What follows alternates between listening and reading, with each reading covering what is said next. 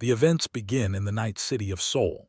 Siang Company had one of the tallest headquarters in the city.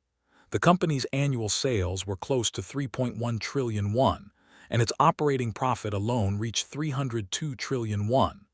Automobiles, electronics, telecommunications, heavy and chemical industries, distribution, fashion products. In all of these industries, the company performed exceptionally well. They were even honored on stage as the Company of the Year. The protagonist came from a rural area and graduated from a local university. When he received his acceptance notification from Siang, villagers hung congratulatory posters on trees. His father invited relatives to a small party. Everyone celebrated. Soon he stood near the door marked Strategic Planning Headquarters, but reality struck. He was only a cleaner at a construction site. These were the people who beat and killed anyone the company no longer wanted. While this happened, their leader simply watched from the sidelines. The protagonist performed a tedious and horrifying job, looking at his boss smoking a cigarette. Still, he did not give up. At night, he studied English and reviewed countless business plans. Patiently, he gave everything he had. At some point, the aristocrats of the Sang family began to recognize the name Young Hang. Legal or illegal, they came to the protagonist. After 13 years, he became far more serious than before. No one knew the hidden truth of this aristocratic family better than him. The events move to an airport just after a plane has taken off. Yongan walked through the terminal, dragging a suitcase on wheels. The airport was quiet, with few people around. He was the one Sang trusted enough to deposit $700 million into his account. Heading toward the exit, bright sunlight filled the sky. Yan shaded his eyes with his hand, frowning as unpleasant memories surfaced.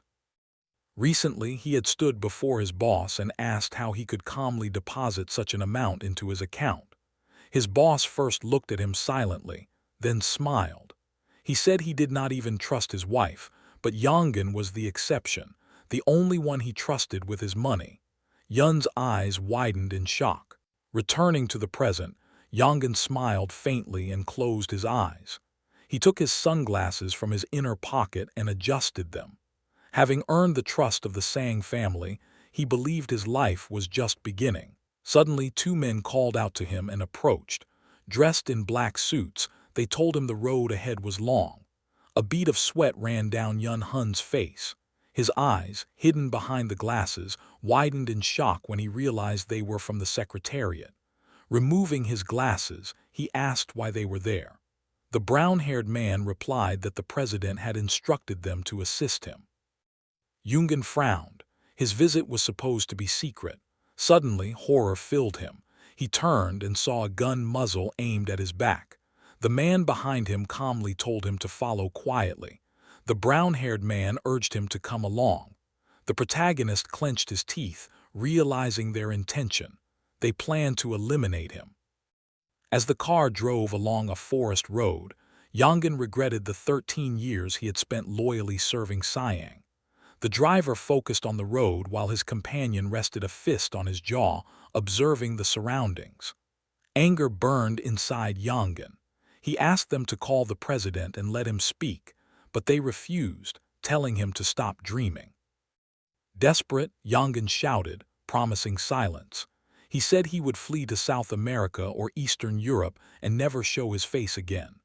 The driver silenced him, reminding him of his wife and parents. Horror washed over him. Then the man beside him claimed the president had ordered financial support for his parents and promised to send his wife to America. Yongan's lips trembled. He knew it was all a lie. Once they killed him and erased the evidence, his family would receive nothing. They would not even give him severance pay. The company would confiscate everything, leaving not a single penny behind. The car continued into the forest until it stopped in a small clearing. The protagonist stepped out and looked around. Two men followed him. He noticed a lake whose name he did not know. This lake would become his grave. He tried to say his final words but froze when a man raised a gun. A gunshot rang out. Birds scattered into the air. At that moment, A strange energy transferred the protagonist's soul into a small boy sitting in a car seat. His eyes widened in horror. 3 months had passed since he awakened in this body, yet the nightmare of his past life never left him. His mother turned and asked if he was okay. She was an actress who became famous from a single film. The driver was his father, once her fan, later her husband. His older brother, seated beside him, teased him for suddenly waking up. Jun raised his hand, saying he was just surprised. His mother smiled faintly, saying he had grown up so suddenly that it confused her. Looking out the window, Jun realized today marked exactly 30 years before his death. 3 months had passed since he awoke as Jun, the youngest grandson of the founder Yao, a man surrounded by legends. He had been reborn as the 10-year-old grandson of the family that once ordered his execution on a secluded lakeshore. As the white car approached the mansion guarded by security, Jun stared in awe.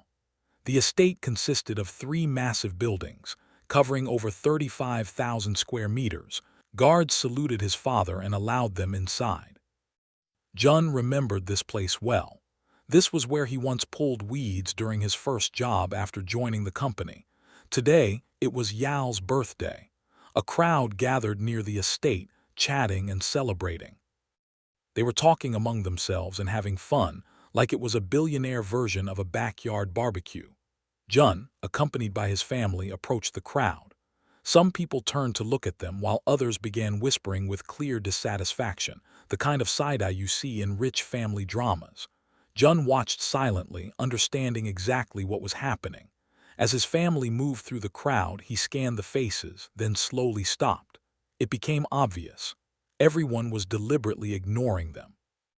No explanation was needed. This was Game of Thrones, Corporate Edition. Soon, they climbed the stairs and stood before the front door of the estate.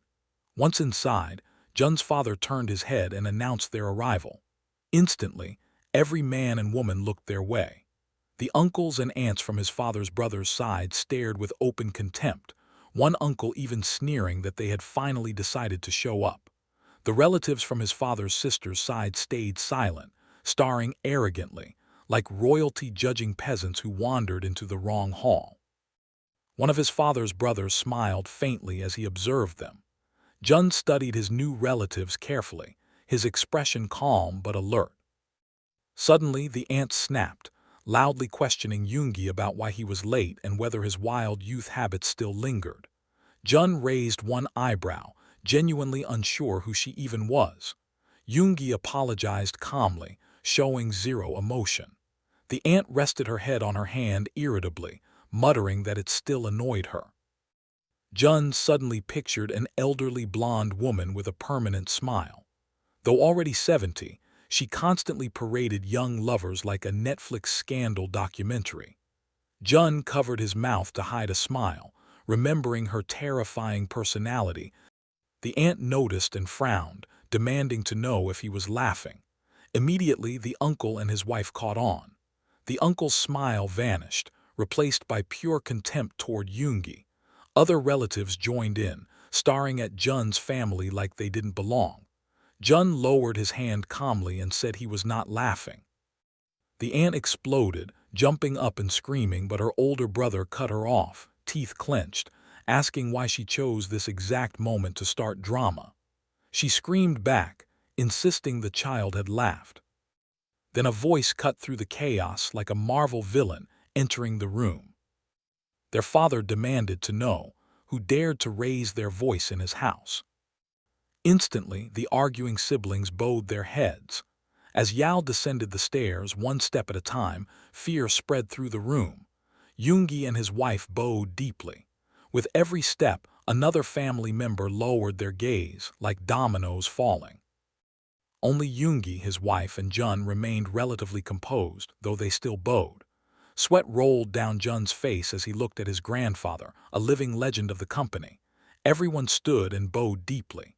Even the eldest brother's face twitched, veins bulging, terrified of losing his inheritance. The middle son trembled, imagining a future where he inherited nothing. The youngest feared losing his elite lifestyle. The daughter understood all of this and quietly looked away. Finally, Yang Qiao reached the bottom of the stairs. White-haired and tense, he carried the presence of a man once called the Iron-Hearted Devil. He glared at his children. Only Jun looked at his new grandfather with excitement, like a chess player seeing the board for the first time. Bangyo bowed deeply and announced their arrival. Yao looked at her, and the tension on his face eased. Dano's eldest son trembled and hid behind his mother.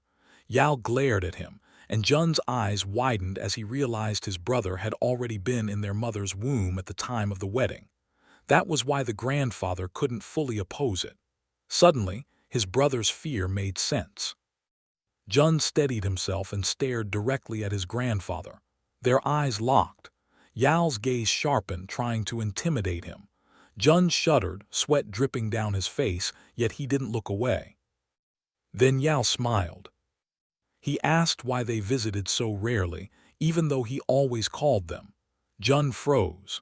Yao stepped forward, patted his head, and said he wanted to give him something. Jun's mouth dropped open like a Pixar character seeing magic for the first time. Yoongi's sister clenched her teeth in rage. Others stared in disbelief. Only the youngest brother seemed unfazed. Yao's second daughter also clenched her jaw, watching her father spoil his grandson. Even Dango and Yoongi were stunned by this sudden kindness. Jun tried to understand why he alone was receiving it. A luxurious birthday cake arrived. Yao blew out the candles as applause filled the room. The eldest son and daughter clapped enthusiastically, smiling wide. Several grandchildren rushed over to congratulate him. Yoongi simply applauded. His eldest son lowered his gaze. Only Jun watched with quiet determination. Jun glanced sideways when a woman ordered his mother to bring more food. His mother carried wine and glasses like a maid. Jun noticed how nervous she was, yet she kept smiling gently. One sister demanded cold water with ice. Another brother's wife ordered her to clear the dishes. As Dongyo hurried, a girl snapped at her to move faster before returning to cheerful conversation. Jun clenched his fists. There were plenty of servants, yet they treated his mother like hired help. Watching her work, he remembered how she once buttoned his jacket with care. She smiled as if she enjoyed it. Jun's cheeks flushed slightly at her beauty. Dongyo placed her hand on Jun's cheek, smiling tenderly, calling him handsome. Jun was stunned. Living in a child's body still felt strange, but her warmth grounded him. When another girl scolded her for being slow, Jun's brows furrowed in anger. He endured it, silently promising himself that one day his mother would never be treated this way again. Turning away, Jun looked at his grandfather smiling and drinking wine, calm and distant. Yao held his glass like a king surveying his kingdom. Jun realized it was likely because of his grandfather's indifference that his parents were treated this way. Suddenly, Jun remembered his grandfather asking if he liked the horse he was given. He recalled the massive white toy horse in the nursery. Back then, he couldn't believe it had been prepared just because he wanted it. Studying his grandfather now, Jun wondered if guilt haunted him, if he was trying to atone for casting out his son. With a faint smile, Jun decided to see how long this kindness would last. Looking up with an innocent face, Jun said he preferred a real horse over a plastic one. Yao was shocked. Jun continued, saying he liked real cars more than toy ones and wanted a real boat that sailed the sea, not something used in a bathtub. Yao froze, his smile fading. Jun felt a flash of fear, wondering if he had crossed a line. Yao frowned and asked what Jun thought was real. Regaining composure, Jun smiled and replied that everything his grandfather made was real, because he created real cars, ships, and televisions. The words of his grandson greatly surprised old Yao. He bent down, resting his hands on his knees, and carefully studied the boy's face. His sharp eyes examined Jun closely, as if wondering whether the child had passed some kind of invisible test. Slowly, Yao parted his lips and told his grandson that obtaining real things in life required hard work, suffering, and enduring countless hardships. Inwardly, the protagonist almost laughed. In his past life, He was the one who had done all the dirty work, suffered endlessly, and died in the end. Yao straightened up, a faint smile appearing as he made a proposal. If Jun finished the year with excellent marks in all subjects, he promised to buy him a real horse for his birthday. Jun's eyes widened in shock. The old man smiled and asked why Jun looked so uncertain about himself. A grin spread across Jun's face. He honestly wasn't sure he could do it perfectly. Smirking slightly, he asked if that was all he needed to do. Yao crossed his arms and replied that he would be waiting. Grandfather and grandson exchanged silent smiles. The events returned to the present. Jun frowned, deciding it was time to change things. Suddenly, a man in a suit called out to him, his brother and the other children, telling them to follow. It was Yonan, wearing a faint smile, explaining that Grandpa had ordered them to be taken to the playroom. The moment Jun saw him, anger surged. Memories hit like a flashback scene from a crime movie. The lakeshore, the gun, the man standing there calmly. Yonan, the same man who once told him he trusted no one, not even his wife, except him. The same man who gave the order to kill him. While the other children followed Yonan happily, Jun and his brother lingered behind. Inside, Jun burned with rage, but outwardly he showed nothing. This time he was Yongan. He was Jun and he didn't need to worry. Soon the children arrived at a room where a white horse had been placed. A gift for Jun. Kangan shoved past him and rushed forward, climbing onto the horse with a wide grin. He laughed loudly, showing off as the other children gathered around him. Jun and his brother stood near the door, watching silently. Jun frowned, his anger rising, until his brother gently touched his clenched fist, trying to calm him down. Jun looked at his brother and realized something. He was used to this. Not just him, but their entire family had long been accustomed to being treated this way. A smirk slowly formed on Jun's face. He decided he would not tolerate it anymore. With his hands in his pockets, Jun walked forward. Kangan looked puzzled as Jun stopped in front of the horse. Jun calmly told him to get off, saying the horse belonged to him. Kangan laughed arrogantly, saying he would do whatever he wanted. The other children burst into laughter, treating it like a scene straight out of a spoiled rich kid sitcom. Without saying a word, Jun lifted his leg and kicked the back of the horse. The sudden movement startled Kangan. The horse collapsed and Kangan fell hard. His leg was pinned beneath it. Screams filled the room. The children froze in fear. Someone shouted that they would call the adults. Kangan cried in pain, clutching his leg. Jun walked up to him, looked down calmly, and warned him never to touch what belonged to him again. Kangan gritted his teeth and cried harder. A woman's scream echoed as Kangan's mother rushed in. Other women followed, confused by the chaos. A worker lifted the horse while Kangan's mother pulled his leg free and cradled him. Jun glanced at his own mother, who covered her mouth in shock. He winked at her with a faint smirk. Suddenly, a sharp slap landed across Jun's face. Kangan's furious mother screamed, asking if he was insane. She struck him again. Jun felt no anger, no emotion. She raised her hand for a third blow, but Jun's mother stepped in, shielding her son with her body and holding him tightly. Kangan's mother screamed for Jun to leave immediately. Jun's mother begged for forgiveness, trembling as she protected her child. Jun was stunned. His mother shielded his eyes, her body shaking. Kangan's mother raised her hand again, veins bulging on her forehead. A sharp voice cut through the room. Everyone turned toward the entrance. Yao stood there. The room fell silent. Kangan's mother hesitated, trying to explain, but Yao ordered her to stop. He told her to take her son to the hospital immediately. She picked Kangan up and left without another word. Yao waited until she was gone, then looked at his grandson. Jun met his gaze. His mother released him and quickly checked him for injuries. Yao ordered everyone else to leave except Jun nervously. Jun's mother held his shoulders, searching his face. Jun smiled and nodded, reassuring her. She bowed her head and left, glancing back uneasily. When they were alone, Yal asked if Jun was the one responsible. Jun confirmed it without hesitation. Yal frowned and asked why he would do something so dangerous. Jun reminded him that the horse was his, a gift from his grandfather. Yal's eyes widened. Jun calmly added that Kangun tried to take it, so he broke the horse instead, because he would rather destroy it than let someone else take what belonged to him.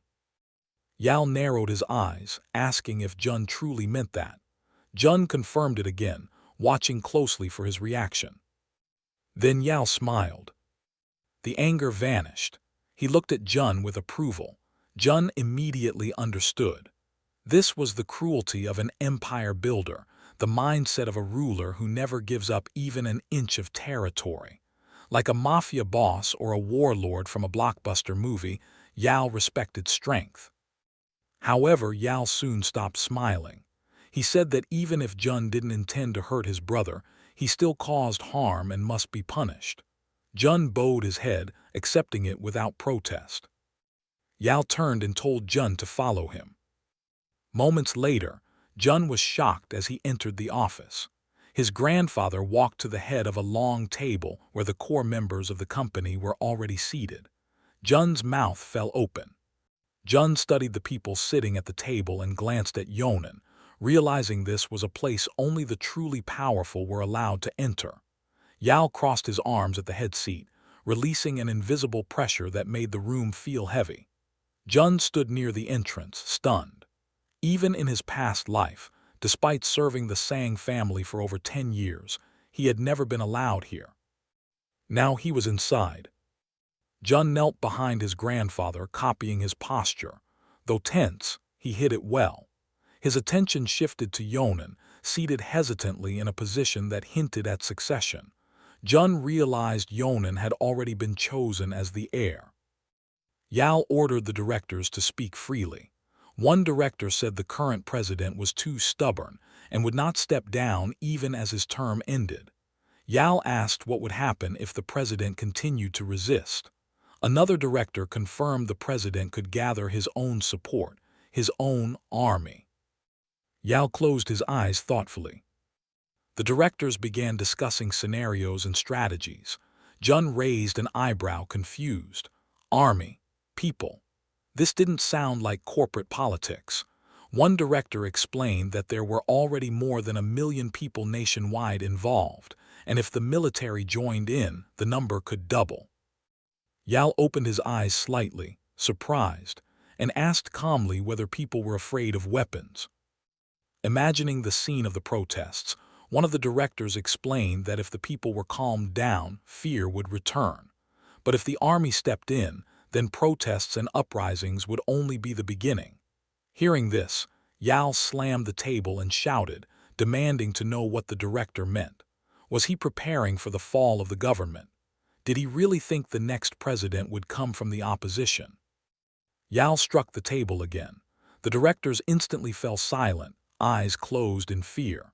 Yal shouted angrily, saying that of course it was possible, but the opposite was just as likely. Jun watched them coldly. These were the same people who had pinned everything on him in his past life and even ordered his murder. Then Yi raised his hands and spoke. He said the government would not collapse. The successor was already known. The brothers sitting opposite nodded in agreement. The remaining directors bowed silently. Jun, sitting on his knees, felt everything was strange. He knew that in just 3 days an announcement of the president's surrender would be made. The directors continued whispering among themselves, clustering together, arguing quietly about power and positioning. Jun watched sadly from the side. He realized no one was planning strategy. Remembering meetings from his past life, Jun expected sharp analysis, decisive planning, something worthy of power. Instead, he clenched his fist in disappointment. Finally, Yal closed his eyes and ordered everyone to leave and focus on gathering information. The directors stood, bowed, and left, still arguing until the very end about hierarchy. Jun remained kneeling as the room emptied. Yal called out to him and gave permission to stand. Jun staggered and nearly fell, supporting himself against a cabinet. He had been kneeling too long. Yao looked at him with surprise and praised him, saying that even adults could not endure sitting still for so long without showing discomfort. Jun grinned. In truth, he had simply been listening too closely to notice the pain. Yao then grew serious and asked why Jun had changed so drastically. Jun realized his grandfather had noticed the difference. Bowing his head slightly, Jun said he would not endure it anymore. Because his parents were passive, he had endured everything until now, but he was too angry to keep holding back. Yao stared at his grandson in silence. At moments like this, a few tears would have fit the scene perfectly. Instead, Jun suddenly felt arms wrap around him. Yao dropped to one knee and hugged him. Jun froze in shock. Feeling sympathy for his grandson, Yao smiled. Jun decided to push things further. With calm confidence, he told his grandfather they should be friends with all three.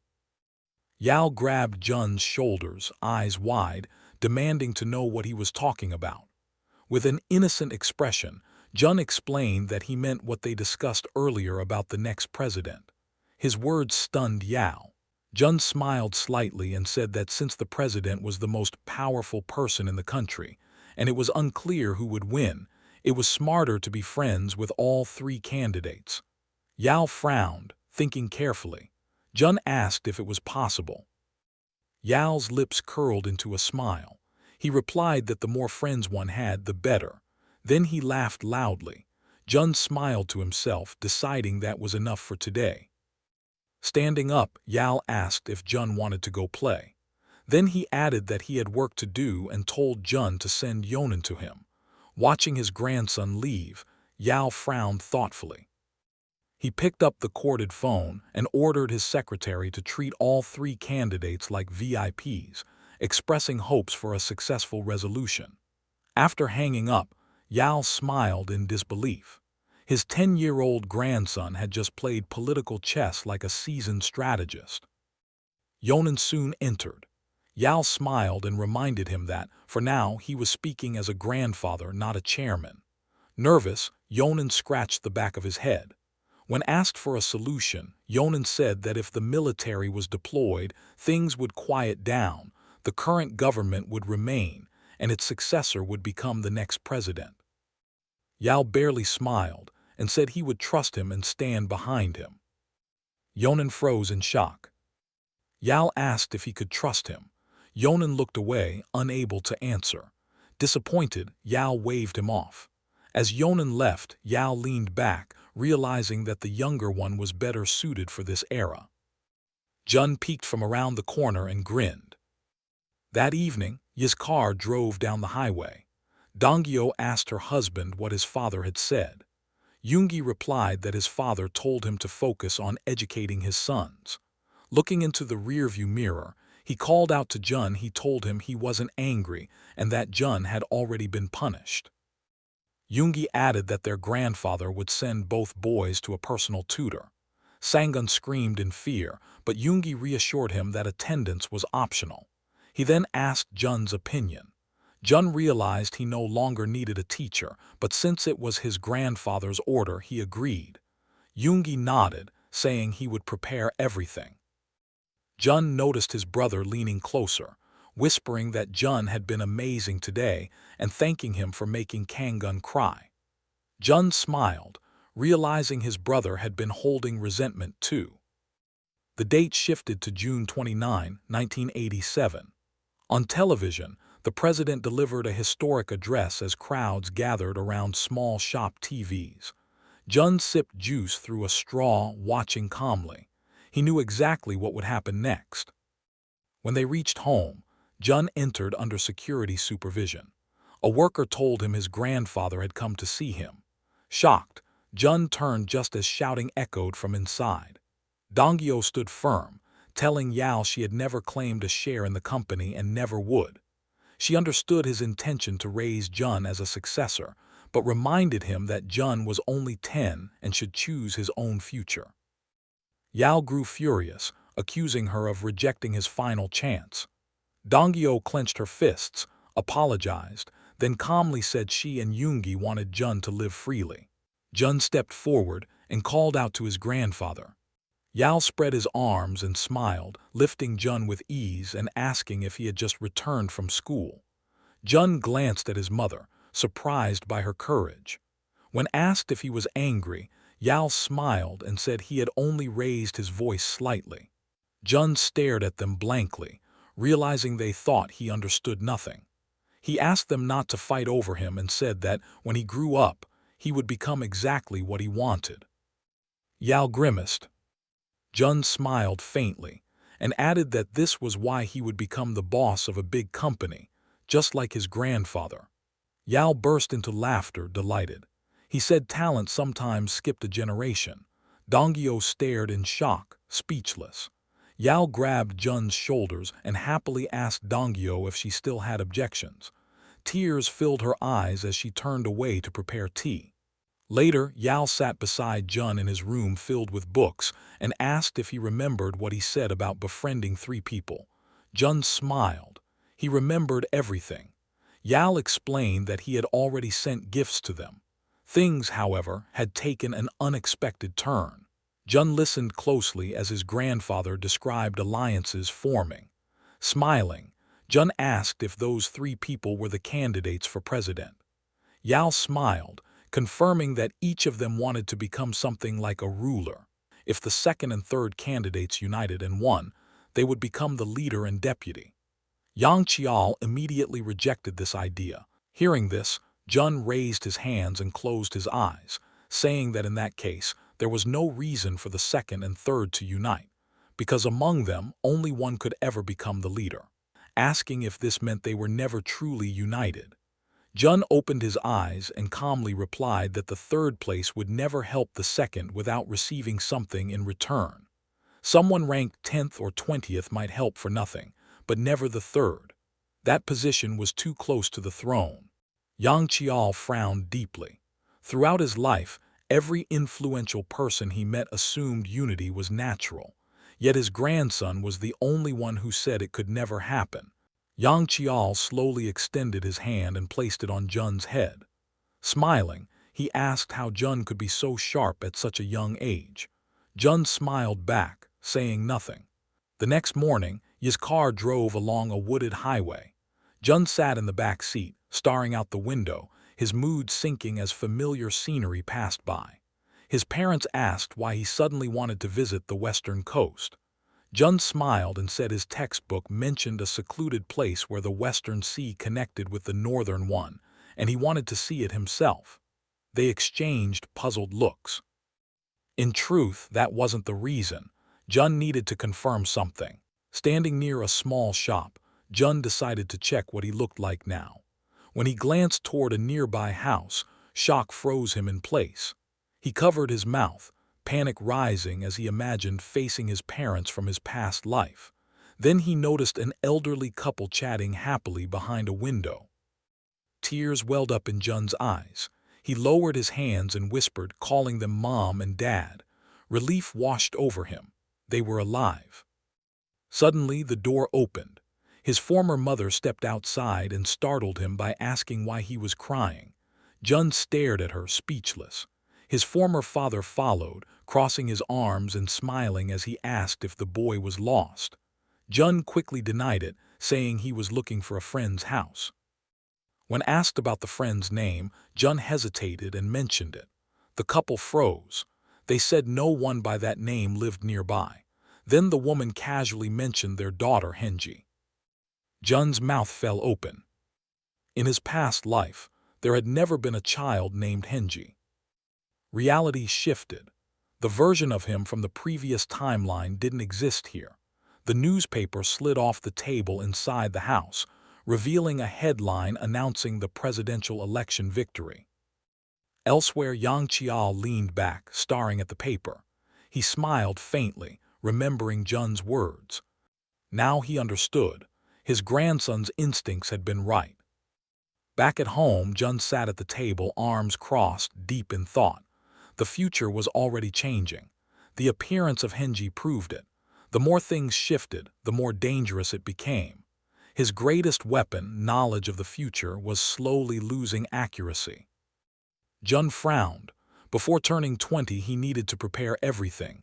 He needed land, influence, shares, power. He remembered the car accident that would kill him on his 20th birthday.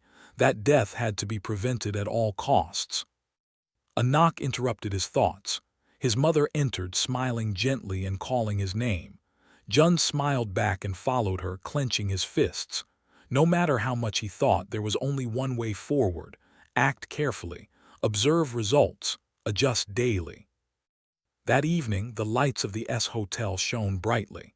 Yang Chial smiled widely when he saw Jun run toward him. The boy hugged his grandfather, still not used to the affection, but unable to resist it either. They sat together under a glowing chandelier. Yang Chial looked at Jun with satisfaction. Clearly, things had gone well. Jun asked innocently if something good had happened. Yang Chial laughed and said seeing him already made him feel better, promising to buy him anything he wanted. Jun raised an eyebrow and asked if this was because of his grades. Yang Chial froze. Jun calmly announced that he had scored perfect marks in every subject, 100 points each, the only student in his class to do so. Yang Chial burst out laughing, saying it was too late to buy a horse today. Jun smiled, pretending to be modest, saying he didn't even know how to ride one yet.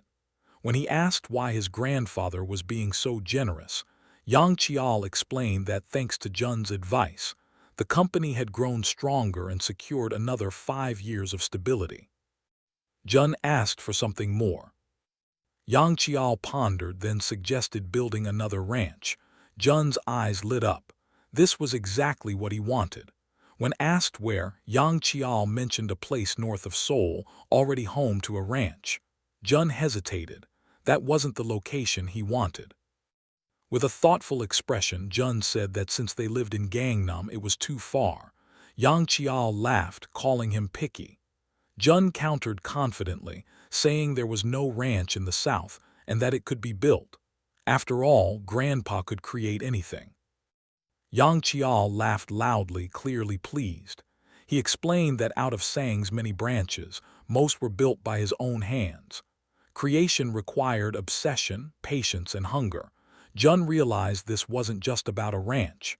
This was a business lesson. Yang Chial placed a hand on Jun's shoulder and said he would help him take his first step. A map of Seoul and its surrounding regions was brought in. Yang Chial handed Jun a marker and told him to choose wisely. Jun stared at the map, heart racing. Land values here would skyrocket in 10 or 20 years. This was the foundation for absorbing Sang Group in the future. Jun circled a location. Southern Nui. The assistants reported that it was a rural area with poor infrastructure, low population, and almost no development potential. Yang Chial tapped the table, thinking. Then he ordered them to investigate land purchases above 50,000 won. Jin furrowed his eyebrows and smiled quietly, thinking about everything he had just accomplished. The man across from him stood up and walked away from the table, heading toward the exit. The grandfather folded his hands on the table and looked at the boy, saying calmly that the land Jun had chosen was nothing but a mud hole. If it were up to him, he would never have bought it, that it would take a very long time for the land to generate any income. Jun's eyes widened and explained that Jun was different. In 20 or 30 years, that land could become extremely valuable. Jun would live long enough to see those changes, which meant he could treat the land as savings and preserve it for the future. But inside, Jun was already shaking his head. He wouldn't need to wait 20 or 30 years. In just 2 years, this land would turn into a brand new city in Bundon. He imagined skyscrapers rising everywhere. Reaching for his sushi, Jun thought calmly that he had just secured 50,000 pyong right in the center of a future city. As he chewed, the conversation shifted. Someone asked whether the man truly intended to run for the Jongno district seat. He answered yes without hesitation. Soyeon smiled and commented that although he was a newcomer, he had strong middle-class support. The chairman frowned and replied that he already had a deputy in Jongno who could respond instantly. Soyeon arched her eyebrows and said it was a pity her father had to spend money on someone like that. The man frowned and reminded her that he was the one who paved the way for the man's rise to the prosecutor general's office. Embarrassed, the man apologized. Soyeon slammed her hand down and shouted that he didn't deserve such treatment. The man smiled faintly and asked if she really thought that. He reminded her that he made her father chief prosecutor using money and influence, and turned him into a deputy prosecutor as well. All of it was done to turn them into loyal guard dogs for the Sang group.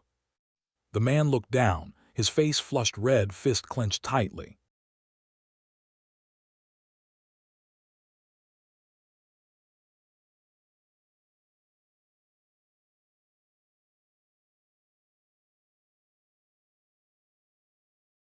The man nodded, explaining that after just one phone call from the chairman, all his relatives working in prosecution and justice were quietly exiled to provincial posts.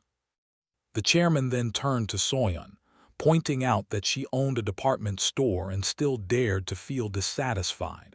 She clasped her hands, realizing he had seen straight through her plan to push her husband into politics, seize power, and eliminate her brothers to take over the group. She lowered her head and apologized. The chairman calmly told them all to be content with what they had. Jun sipped his drink through a straw and glanced sideways. Soyeon and her fiancé walked past, their faces filled with frustration. Jun smiled faintly. Greed had crushed them again. It must sting watching sibling after sibling rise while being quietly erased from the inheritance list. Closing his eyes, Jun relaxed. He could safely eliminate them from his mental checklist. The grandfather smiled and asked if Jun was bored. Jun replied that everything was fine and that he was reading. The man approached with an envelope and said it was a good habit to always keep a book nearby. He handed the envelope to Jun. Jun took it in surprise and asked what it was. The total area was 88,000 pyong. Jun's eyes widened. His grandfather had added another 30,000 beyond the original discussion of 50,000. Jun pointed this out. The man chuckled, nodding that Jun remembered numbers well. There were multiple owners, but their individual plots were small, so he bought several. Jun immediately understood. With 80,000 pyong, the compensation alone in 2 or 3 years would reach 16 billion won. The grandfather asked if Jun liked it that much. Jun smiled and nodded. Closing his eyes, Jun imagined a massive white building. Apartments in Bundon would soon sell for 75 million won per unit. Jun hugged his grandfather, thanking him. The old man hugged him back. Jun smiled, thinking that being a little nice wasn't a bad idea when you've just been gifted 16 billion won. The Constitution of the Sixth Republic took effect. A president was directly elected. The July 7th Declaration was announced, promoting inter-Korean exchange and improved relations with the United States and North Korea. Market conditions peaked. People flooded into Seoul and housing prices exploded. The government announced plans to build 2 million homes. Cranes filled the skyline.